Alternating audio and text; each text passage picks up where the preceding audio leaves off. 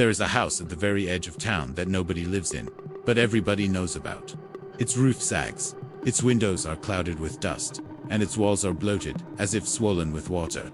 For decades, it has stood there, unclaimed and untouched. And though many houses have collapsed in storms or rotted away with time, this one never truly decays. Instead, it seems to change its shape ever so slightly, as if it were alive and shifting while no one is watching. The townsfolk whisper that the house breathes, that it inhales when it hungers and exhales when it is satisfied. Children run past. It undares, but never stop. Even stray dogs will not linger on the path that curves near its gate. Rachel had never believed the old tales.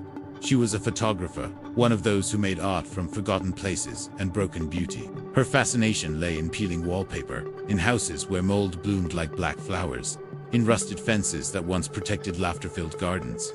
She had captured hospitals abandoned mid-shift, schools where toys still sat on dusty desks, and factories where machinery had frozen forever in mid-motion. When she heard about the breathing house, she felt an immediate pull. What better subject could she find than a place soaked in local legend? It was late autumn when Rachel finally made her way there, cameras slung over her shoulder, boots crunching on dead leaves. The air seemed unnaturally still around the property. No birds circled above. The wind, strong on the main road, seemed to fall silent the moment she stepped onto the crooked path. The house loomed, slouching forward, as though it were waiting for her arrival. She raised her camera and took her first picture, the shutter echoing too loudly in the silence. Inside, the air was thick, humid, almost suffocating. Rachel expected the scent of mildew and rot, but instead it smelled of something strangely organic, warm and damp, like skin after a fever. The wallpaper hung in curling strips, but when she brushed her hand against it, she jerked back.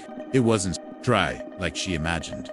It was warm to the touch, clammy, and beneath her palm, she swore she felt a faint pulse. She laughed nervously to herself and muttered that it was only the heat trapped inside the walls.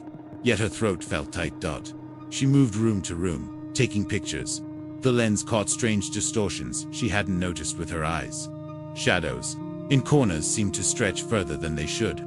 Faces appeared in the peeling paper, faint impressions of mouths and eyes, blurred but unmistakable. When she flipped through the playback screen of her camera, she gasped aloud. Every wall she had photographed seemed to bulge slightly outward in the images, as if it had swelled between the moment of her pressing the button and the instant the image froze. Rachel pressed deeper into the house, telling herself the unease was only her imagination. But the whispers began soon after. At first, they were soft, so faint she thought it was the wind pressing against broken shutters. Then, as she climbed the stairs, they grew clearer. They weren't words she recognized, more like a chorus of sighs, but threaded through them was something chilling, her own name. She froze mid-step when she heard it, whispered low and slow, drawn out like a long breath. She turned sharply, camera ready, but the staircase was empty. The upper hallway stretched much farther than it should have. She knew the house wasn't large, but every step she took seemed to lengthen the corridor.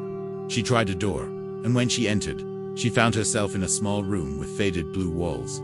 She left and returned to the hallway only to find herself facing the same door again. Panic rose. She tried another, then another, but each opened into the same small blue room. The whispers now overlapped, faster, louder, layering into a hiss that vibrated in her bones. Rachel broke into a run. She barreled down the hall, but the floor beneath her feet felt soft, springy, as though she were running on muscle instead of wood. The walls swelled inward, narrowing, and as she shoved her shoulder against them, she felt them give slightly, like pushing against flesh. A wet, muffled sound echoed through the air, the sound of a deep exhale. She dropped her camera as her heart hammered in her chest. The house was breathing. She stumbled toward the staircase, but it was gone, replaced by a yawning corridor of walls that throbbed faintly with each invisible breath. The ceiling sank lower, pressing down, and when she screamed, the sound was swallowed instantly, as though absorbed. She clawed at the wallpaper, ripping it, but behind the paper wasn't plaster or brick. It was red, slick, and alive, pulsing, in rhythm with the sighing that now thundered all around her. Her last instinct was to run for the front door.